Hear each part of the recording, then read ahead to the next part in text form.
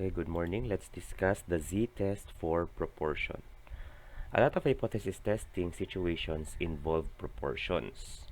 This can be considered as a binomial experiment when there are only two outcomes and the probability of success does not change from trial to trial. Now, the steps in hypothesis testing for the z-test for proportion is still the same. We only differ on the formula. So this time, since we're talking about proportion, our formula is this one. Okay, so where this P hat is our sample proportion, this P is the population proportion, N is the sample size, and Q is the 1 minus P. So let's have some problems.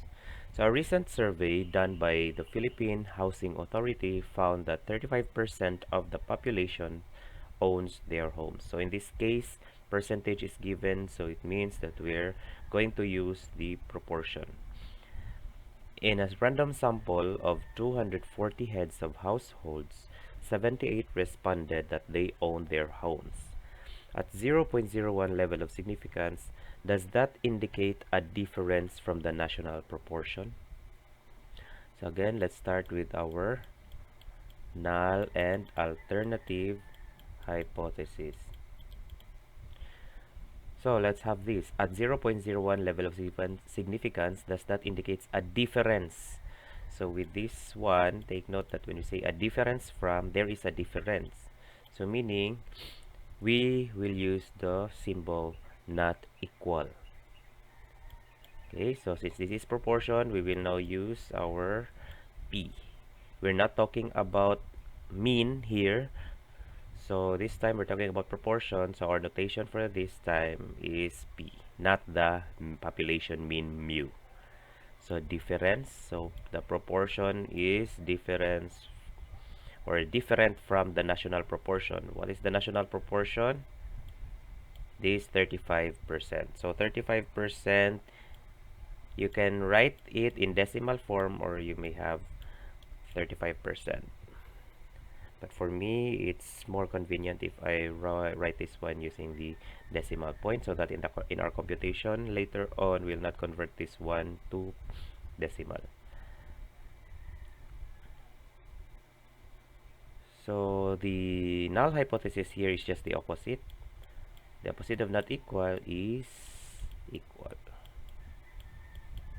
Okay, so we have this as our hypothesis. Now let's go to our second step. Let's label our alpha. Our alpha is 0.01.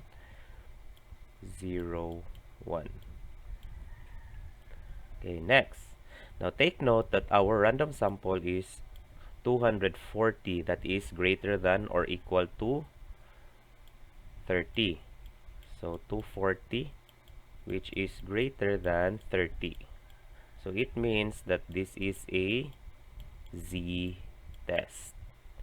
Okay, this is a z-test. Next, going back to our h1, since our h1 uses the not equal sign, it has no direction, it is non-directional, so therefore this is a two-tailed test. So z-test and at the same time a two-tailed test. So let's have here, this is the two-tailed column, and then our alpha is 0.01. So here at the bottom, so we will use the plus and minus 2.58. So our critical value is the plus and minus z alpha over 2, which is equal to plus and minus 2.58. So this is now our critical values or value. Now let's go to our computation. So our computation, we use this formula, p hat minus p over the square root of pq over n. Now take note, we are given already with p, which is this one in our hypothesis testing. We have n, which is 240. So we only miss or lacking with p hat. So p hat, how do we get p hat? P hat is just equal to x over n here. So x over n. Now take note, going back to the problem, this problem talks about a population who owns their homes. Okay, who owns their home. So with this random sample, we are also, or we must also take into consideration the main topic, that how many of these households own their homes. So in this case, so 78 responded that they owned their homes. So meaning our x here is 78. And there are 240 random sample. So dividing this, we have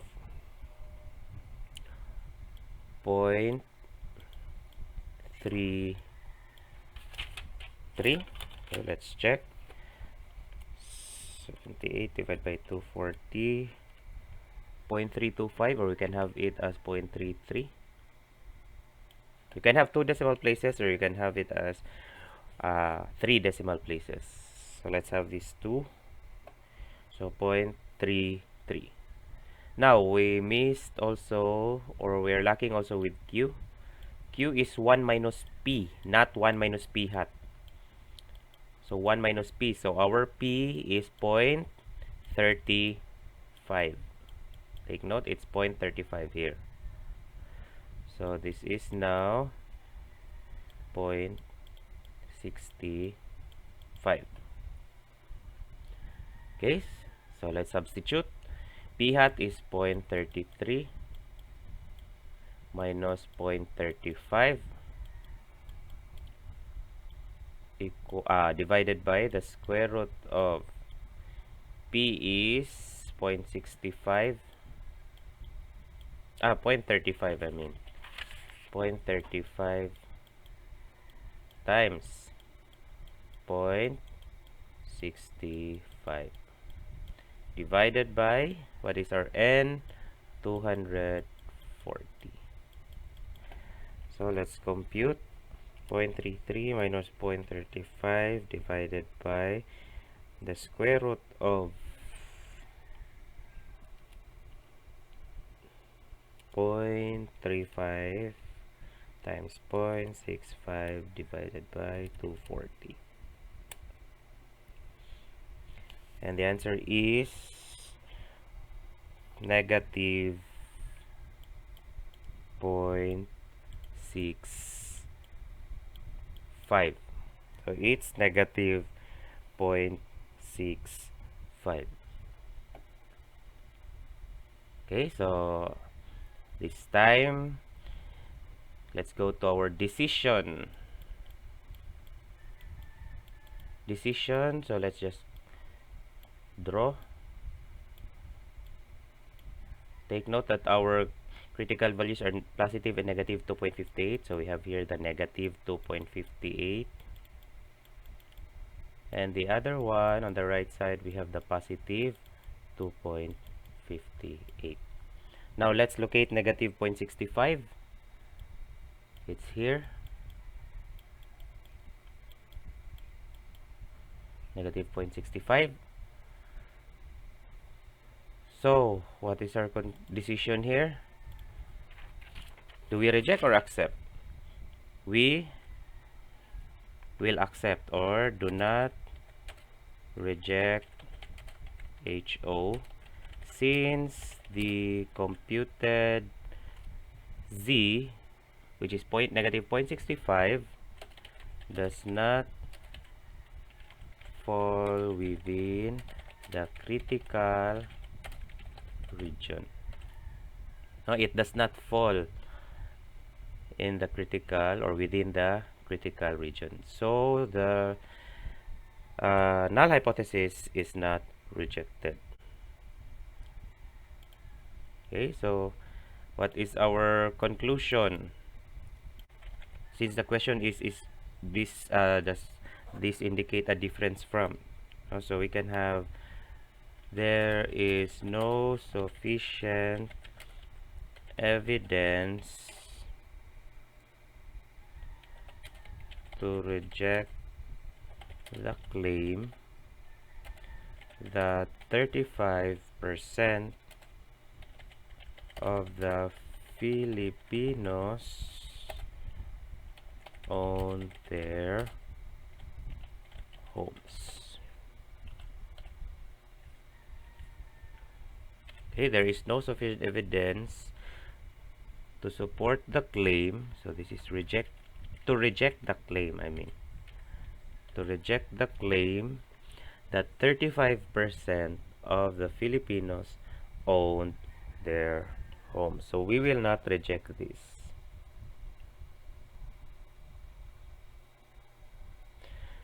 Next, number 2.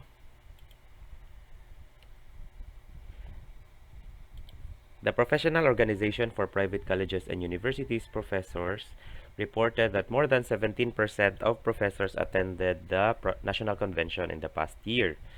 To test this claim, a researcher surveyed 200 professors and found that 45 had attended a national convention in the past year. At 0.05, test the claim that this figure is correct. So let's start with our null and alternative hypothesis. So what is the claim? So test the claim. So the claim is more than 17% of the professors. So more than, that is greater than, so that falls on the alternative hypothesis. Okay, so the opposite of this one is less than or equal to 0.17, or again, you may just use the equal sign. Okay, it's 0.17 because 17% is 0.17 in decimal. Next, our alpha, it's given 0.05.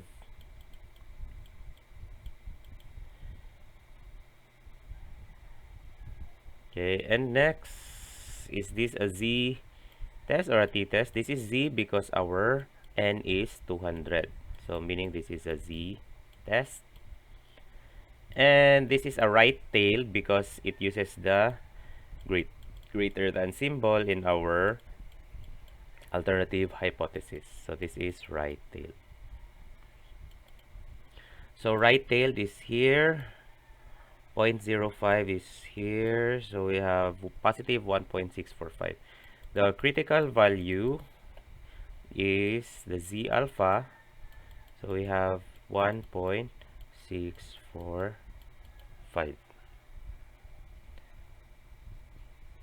Okay, next, let's have this z computed. So we have the p hat minus p over square root of pq over n. So p hat, it talks about those professors who attended. Okay, so let's have the second sentence. To test the claim, a researcher surveyed 200 professors and found that 45 had attended. So meaning our x is 45. So x over n. So out of 200, only 45 attended. Okay. So what is this equal to? 45 divided by 200. This is 0.225, or you may use 0.23. Okay. Next, what is our q? Q is 1 minus p. So 1 minus p is 1 minus 0.17. So we have 0.83. So let's compute now or substitute. So we have 0.23 minus 0.17 divided by the square root of the product of 0.23. P is 0.17 times 0.83 divided by what? N is 200. So let's use our calculator. minus 0.17 divided by the square root of 0.17 times 0.83 divided by 200. So we have 2.26. So this is positive 2.26. Now let's go to our decision. Let's draw. So our z critical value, z sub alpha, is positive 1.645, right? Positive 1.645. And our z computed is 2.26. So it's somewhere here. Okay, 2.26. Now, what is our decision? We reject HO, or the null hypothesis, since the z computed falls within the critical region.